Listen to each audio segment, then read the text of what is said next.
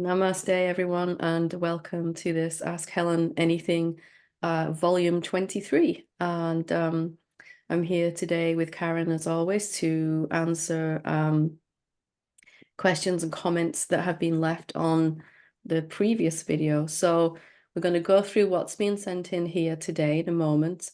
And if you have a question or comment that you'd like me to address on the next one, you can leave it as a comment underneath this video on YouTube. And in about a month's time, we'll take some time and go through these again. So just leave your question or your comment underneath here and I'll address them. But we try to do it once a month, depending on schedules and things. So this time we have something a little different. We have launched our Spanish YouTube channel, which is thanks to the hard work of people translating lots of videos. And we've had a few questions come in on the Spanish version of the Ask Helen Anything. So we have 4 questions to start with from there that have been translated into English for me. And as I answer them here, eventually they'll get translated back to Spanish. So we'll start with the first 4 questions from the Spanish version. Karen, if you're ready. Thank you so much. Ready? Thank you. So the first question is, if you reincarnate, can you do it in another time in the past? So interesting question. Thank you. And reincarnation is really, it's not you reincarnating. It is another body and mind appearing in front of you. And as we think that we're separate beings, that body and mind is, that next human incarnation is kind of drawn to us involuntarily because of our unconscious desires still in our in our soul, in our individuality, whatever we want to call that. So it would be very hard to do it on purpose. It's happening mostly unconsciously. We don't realize we have these unconscious desires, and then the body and mind is kind of drawn to us because of this desire to fulfill our desires.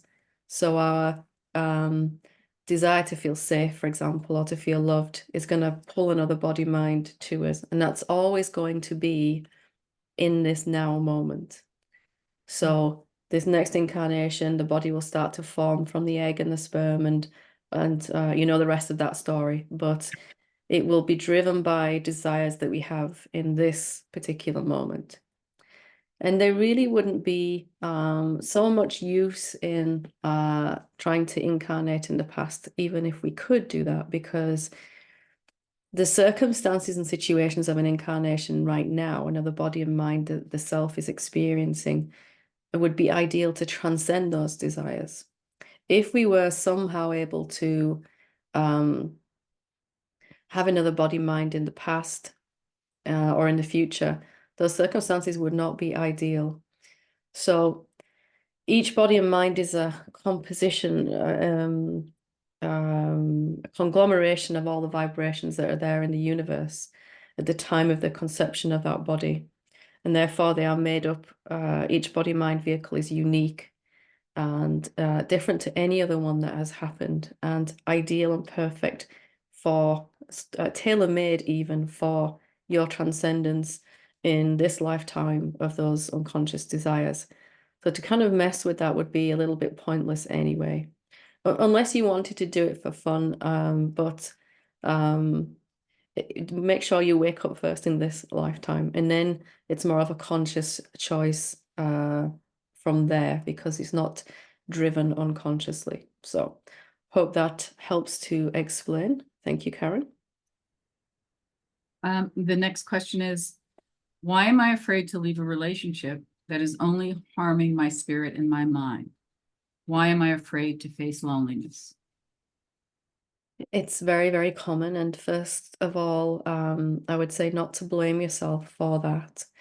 We all look for security, love, and comfort from external sources, from someone else in our life, from our job, from our family, from our friendships, even from our pets, everything. We can get those things. So even though we may know that we're not getting those things from our current relationship, it can feel very, very hard to, let's say we don't feel loved by the person that we're with. We might feel safer still with them than we do without at this point in time. So it can really be hard to walk away from something, even when it's not working, especially when you consider that human beings are creatures of habit and that we love the familiar and we take comfort in the familiar, and we really absolutely mostly run away from the unfamiliar and the unknown. But the unknown is where the freedom is. So I'd make sure, just have a look and see that you're not judging yourself, that you're not blaming yourself. Then you can take a moment, if you can, to see what it is that you're looking for from that relationship. When I asked myself this about romantic relationship, I came up with the answers of it makes me feel safe. I want to feel safer, and I want to feel more loved. And surprisingly, I want to feel attractive. I want to feel liked, wanted. You know, those kind of things all came up. It was a whole mishmash in there. And previous relationships, I might have felt wanted but not loved, or I might have felt safe but not wanted, and on it goes. So just taking some time to notice, to write down what it is that you're looking for from that relationship. Because until we can identify that and then ask if it's not already here right now, is it true I have to get it from outside in? Can I allow it to come from the inside out as I'm waking up to the truth? Then when our kind of needs are being fulfilled, we're coming to a relationship from a place of wholeness. I want to be in this relationship, but I don't need to be. That's where we end up from this investigative work. And then if it's not going right, it's peaceful and obviously right to leave, or to have that communication, like, this isn't really working. What can we do to try and fix it? But it won't be this tug of the familiar. We won't have this kind of conflict of, I want to leave this, but I don't feel I can. So the reason you don't feel you can is because there's something that you're getting from that relationship. And maybe it's just comfort or something, familiarity. And now life is asking you to allow that from the inside out. We've all been raised to believe that we have to get what we need from the outside, from other beings. But here in awakening, we're starting to see there aren't any other beings. So what we want and need must come from our own self first. Doesn't seem to be here right now. I don't feel safe. I don't feel loved, whatever. But only because we're so used to reaching outside for it. Because we can still enjoy our relationships, and we'll enjoy them even more from a place of not needing anything from anyone, being self-sufficient, capital S, and it infects and soothes and comforts the egoic sense of self in us. And then we'll find that we draw to as someone who also wants to respect us and love us and all of that anyway. So hope that helps. Most of all, stop blaming yourself. Don't judge yourself. Thank you, Karen. The next question is from Olga, and she asks, if you go to India, from where? What do you do for a living, and how do you cover your expenses? Okay. My body went from England to India. I'm not traveling. I'm not moving. Plenty of bodies are moving around inside me, and expenses like any other human body. The body needs to be sustained. This body has other bodies depending on it, children. So just like anyone else, need to look after the body and be able to pay the bills, which I managed to do through these teachings. And of course, I try to keep costs low, try to keep them as low as possible. But everybody who lives in society needs an income, and this body is no different. So yeah, I hope that helps to explain. Maybe I've not fully grasped what you're asking in your question, so please feel free to ask again if you need more clarity. Thank you. Please explain to me what the difference or relationship is between the self, capital S, the soul, the spirit, and consciousness. Thank you very much. Okay, so the self, capital S, is the infinite, and it is everywhere, formless. It is not in any particular place. It is the one being that exists. Nothing else exists. It is absolutely omnipresent, totally everywhere, could never not exist. And it is the same being that we all are. We are all individual aspects of this one being, like waves on the ocean surface. An infinite ocean, of which there are an infinite number of waves, and no wave is the same as any previous ones. So we're not separate to this one being, but we are a unique expression of it. Individual, unique does not mean separate. So we could say that the individuality about us, the first arising out of the first form we have, is a subtle form made of energy, desires, thoughts, and all of that, dreams and previous experiences. You could call that the soul. The soul is like an energetic blueprint for the physical form, and acquires a physical form in order to experience things and transcend things and all of that. The ocean, the omnipresent self, doesn't need to transcend anything, and it isn't on a journey, but the soul is. So it's like a first arising out of, a first manifestation out of the infinite. It is made of the infinite, and it's non-different to that. But just like every blade of grass is unique, every grain of sand, every snowflake, every flower, every tree, every leaf, all unique, so too is every soul and every human being. And the consciousness, the way that I'm using the word consciousness, other teachings and teachers might use it differently, but for sake of here, consciousness for me is synonymous with the infinite self. It is the infinite being.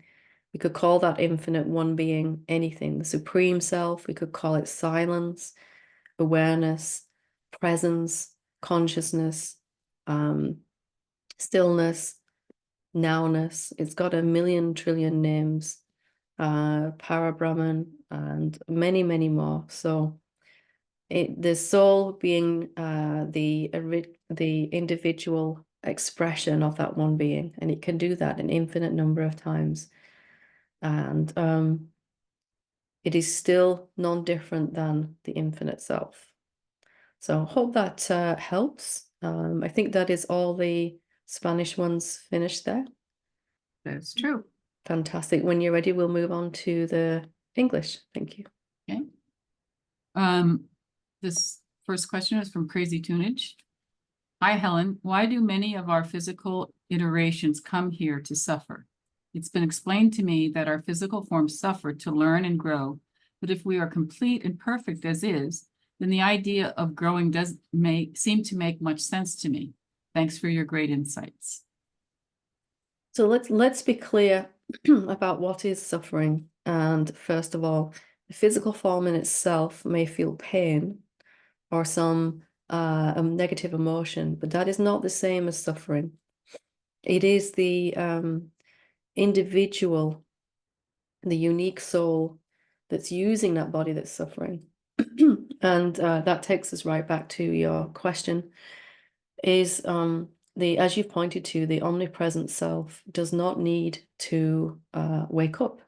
It's not learning, and it's certainly not growing. It simply is. But when it first of all takes the shape of a subtle form, whether you call that the astral body, the soul, individuality, I'm just going to call it soul for sake of simplicity. It is an energetic form that can exist without a physical form, although it does use the physical form to learn and grow. It is that soul which is on a journey. And it is the soul that carries these unconscious desires, needs to feel, desire to feel loved, to feel safe, to feel valued, etc. And it's using different human lifetimes to learn and grow. So it's not that we come here to suffer. It is that we come here really to make whole that which needs to be made whole within us. Lower frequencies such as guilt, shame, blame, anger, fear, apathy, hatred, all of these are coming from a soul that still believes it's separate and will experience those experiences, corresponding experiences. The idea of separation, that we're separate beings, is always going to and only going to allow us to experience suffering in some form or another. So experiencing not enoughness is suffering, not enough love, not enough peace, not enough money, not enough time, not enough health, not enough awakening. On and on it goes. Lack and limitation are symptoms of feeling that we're separate beings. That's what the suffering is, the incorrect knowledge of who we really are. So that's really what we came here for, is to, as an emanation of the already perfect self, to have a chance to transcend these desires. So to experience not enough safety. I don't feel safe. And that might show up in our relationships, our finances, whatever. But we can't know that we don't feel safe until we have a physical form. On the level of the soul, there is only instant manifestation. There's no time, no duality, so to speak. It's only when there's a seeming time delay between what we want and it not showing up yet that we have a chance to actually learn. So the physical form experiences time, a passing of time, our physical body, and then we're able to see that my attempt to get to feel safer by associating myself with the right job, the right relationships, the right amount of money, etc., doesn't give me what I feel I need. So as we realize this, then we can begin to switch to looking from it from the inside. As I was saying at the beginning, the first answer to the first question I gave here. And we can only do that really effectively with a physical form to give us the effect of time and space and duality, even though it isn't actually real. So it's not a punishment here, although it seems like it. I get that totally. And it felt like it for me. But what if this was the perfect place to transcend these things, to experience them and finally release these desires that have been perpetuating our suffering? So it's a very popular spiritual belief that this is some kind of purgatory, this planet, and that we're here as a to try to make ourselves worthy again. And it's just not true. What if the opposite is what's actually true? We are already worthy. And because we're the essence of love, in actuality, we've chosen this physical incarnation on some level of our being. Of course, not in our mind. Our mind won't understand that. But we've chosen it somehow to come back and feel and release and transcend everything within us that is less than peace and love, and allow it all to return back to love itself. Every emotion, every judgment that we've ever had, any negative emotion, is on its own journey back to peace too. That's all it wants, love and peace. So that's the real purpose of any incarnation here. Thanks, Karen. Okay. Next question is from Michael. I keep thinking my ego or separate sense of self is here to enjoy what is already manifested. Is it a necessary tool?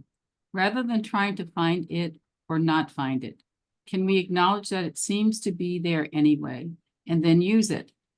Is it a tool that was intended to be used to enhance our experience here in these physical bodies, if used correctly? Lately, I keep thinking it's here to enjoy what has already manifested and feel excited about what is to come, with the knowing that we are one consciousness as a whole. blessed with a separate sense of self. And then he goes on to say, after asking this question, I started watching your video titled The True Meaning of Non-Duality, and my questions are being answered there. I'm really benefiting from your teachings right now. Wonderful, thank you. Just quickly, not so much the egoic, the separate sense of self, but the individuality of us. We can express our individuality and enjoy this life, this human existence. And especially once we realize we're not separate, and we realize we're not going to die, only the body is, then we can actually finally enjoy what's here. And it does become a celebration and a reverence for all of life. And especially after the realization of who we really are, then our egoic structure does break down from this rigid, confined, very restrictive way of thinking about ourselves and the world, and is able to open up. And it isn't really our separate sense of self that's enjoying the world. It is your real self that is enjoying the world, because the ego, it can only compare and sort into categories, wanted and not wanted, through no fault of its own. It's really like asking the software on this computer that I'm using here to navigate the world for me. It's got no idea what's going on outside of the computer. All it knows how to do is work the computer. And the ego is really like that. It's the software for the body and mind to move around in life, to make sure you eat when you're hungry and all of that stuff, sleep when you need to. So it's really this question is coming from your real self, this comment. It is naturally always in appreciation of what is, even if what is doesn't look like what our egoic sense of self would want. So I hope that helps, and I'm really glad that you were prompted, guided, whatever, to this other satsang that we did, the true meaning of non-duality, because this, as you've seen, this subject we discussed extensively there. The inclusion of everything really is where the joy is. Absolutely. Thank you, Karen. Okay. This next one is from Jose. Hi again, Helen. Thank you for alerting me to this video so I could ask my question. I just wonder if you can clarify something for this thinking that repeated during the meditation. If one has tinnitus, continuous noise in the head, how can one listen to the silence? I appreciate that silence is just one description for what could be also described as awareness, spaciousness, void, nothingness, stillness, field, consciousness, etc. And maybe the thinking is getting caught in taking it literally with the word silence. Very possible. Thank you again, and many loving blessings to you. So it's very, very common that people hear a noise, and of course, especially with a tinnitus going on. And it seems to, at first, obscure the silence. And if silence is your doorway, if that's the way that works for you, then it's absolutely okay. It's still not a deal breaker that there is this noise going on. So you can listen to the noise. So we could stop right now and listen. You'd be able to hear it going on in your head, or your ear, rather. Now I want you to listen to the listening. So we listen to the noise. You know what the noise sounds like. Now listen to the listening.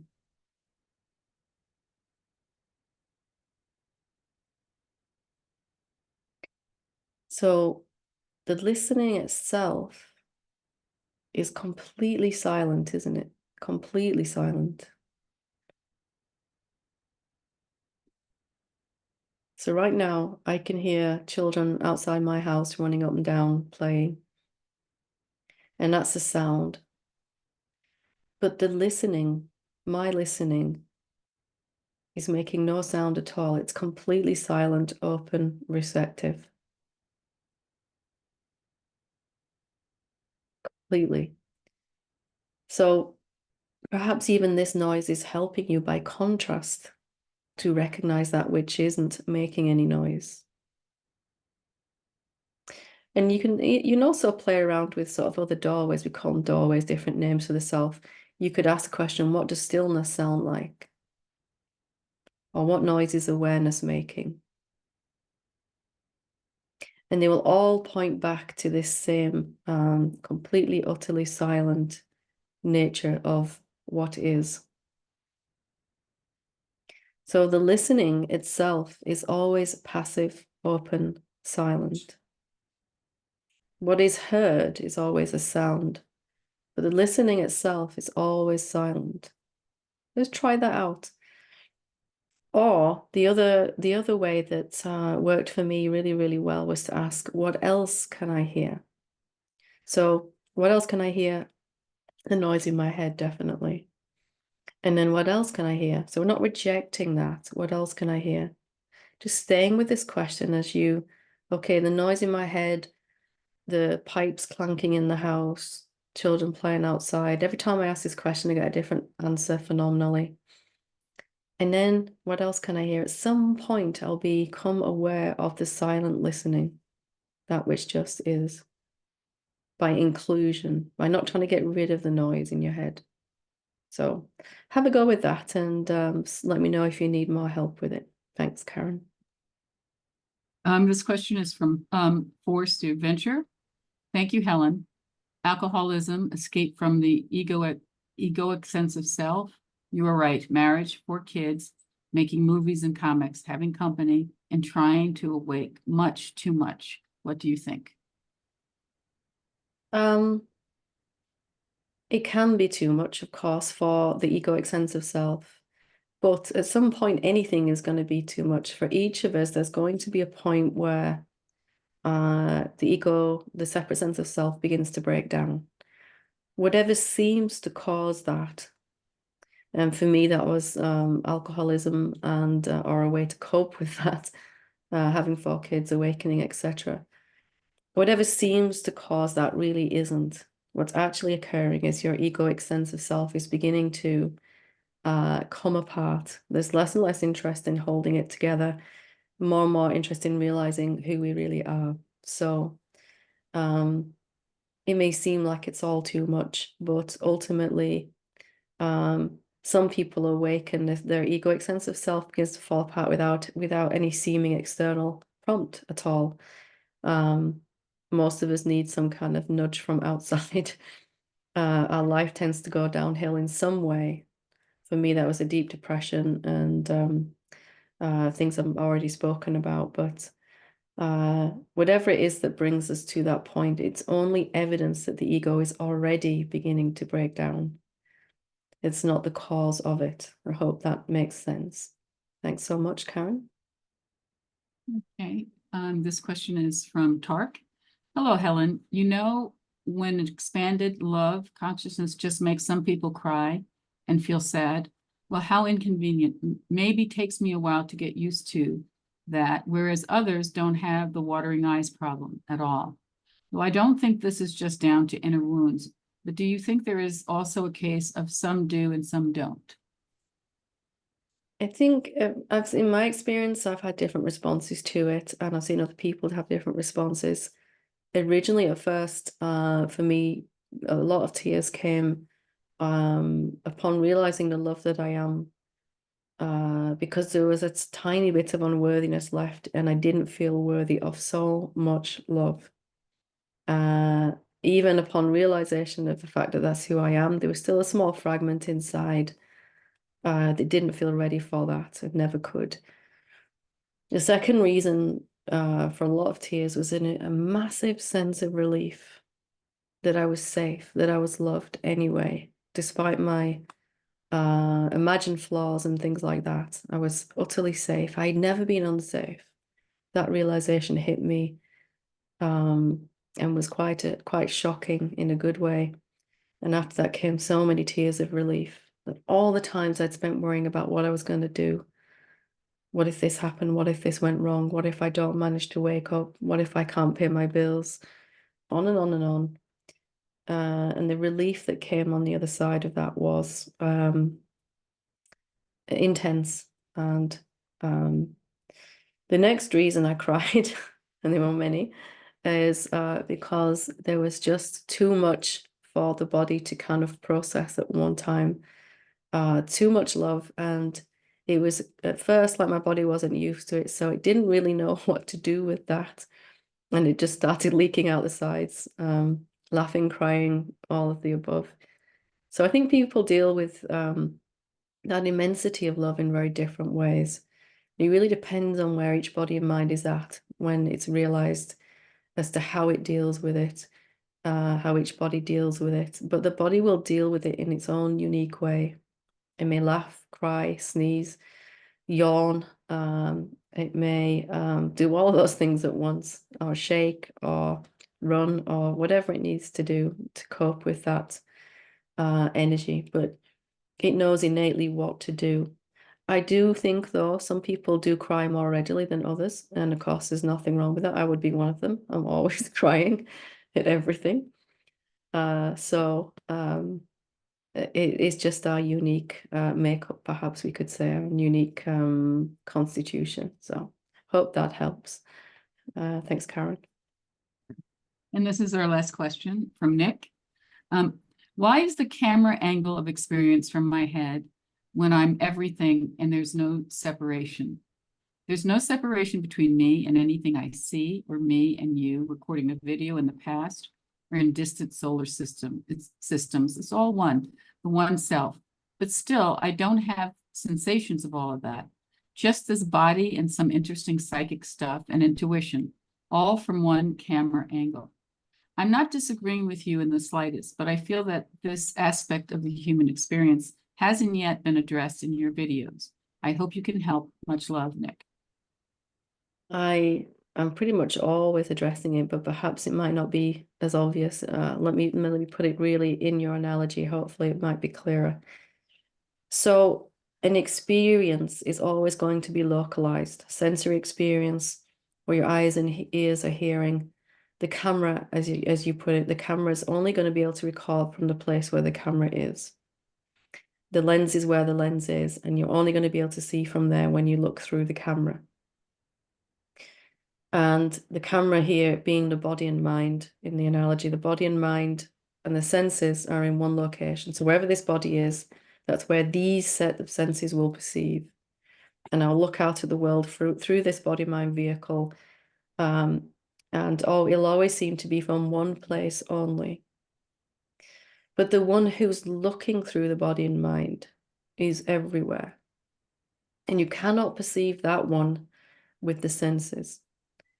So we have to begin to search through direct inquiry. Who am I really then? What am I really? Where am I? And proving, discovering our real nature is formless and is not in any particular place. Something that's formless, and we can use the analogy of the space in the room or even the air. You cannot slice it into bits. It's not in one place. You can't say it's over here or over there. It's just everywhere and cannot be broken or divided. So that omnipresent self that we really are is looking from everywhere at all times. To fit this into your analogy then, there are an infinite number of cameras. Everywhere there could be a camera in the entire universe, there is one. And the same one self is looking through all of them at the same time. The view through any particular camera is always going to look localized. You're only ever going to be able to see one direction. You could turn the camera this way, or even right behind you, but you still could not see all of it through the camera. So any human being, any human body is only going to perceive one tiny corner of time and space. There is no way around that. An experience in a human body is always going to be local, in one place. There is no way to experience omnipresence through experience. It has to only be through the knowing and the direct perception without using my senses or mind, which are happening in one place, my senses and mind and my body. But I can recognize, I can directly experience who I really am and know myself to be everywhere and looking through every camera angle. So the confusion comes because we're trying to get the apparatus, the camera, to see everything everywhere, and it just is not capable. But I can know that I am right where you are asking this question, and that this question is coming from me. You can know that this answer is coming from you.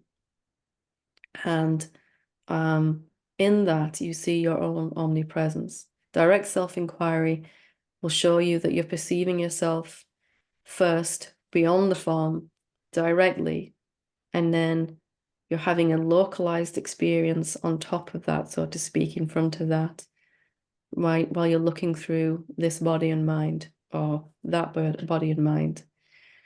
Before the omnipresent self recognizes itself, it is sure that it is only looking through that one body and mind. But as it comes to see who it clearly is, then it recognizes it's looking from everywhere, all the time, and could never be absent from anywhere. The effect that that has then is the letting go of trying to experience oneness, and the knowing that is not an experience grows louder and louder, and it begins to override the experience of separation, or it completely overrides the experience of separation if we let it.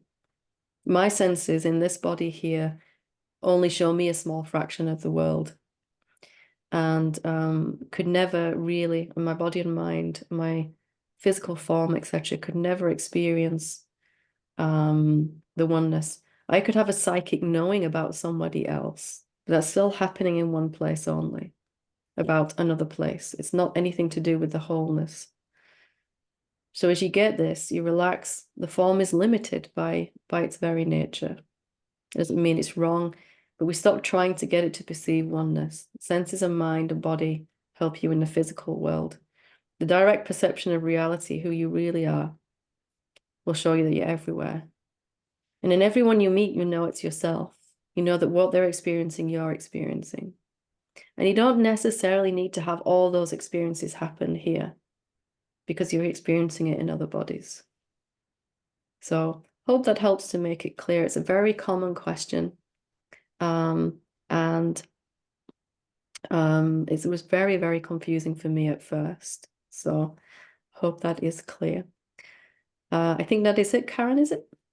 That is it. Thank you so much. And thank you for reading the questions so beautifully. My pleasure. Thank you. So just to recap, if you do have a question or comment you would like me to address, feel free to post it as a comment under this video on YouTube. And when we meet in about a month's time, we will go through those ones as well. Thank you very much for sending in your intelligent questions. And I will see you on the next video. Thank you. Namaste.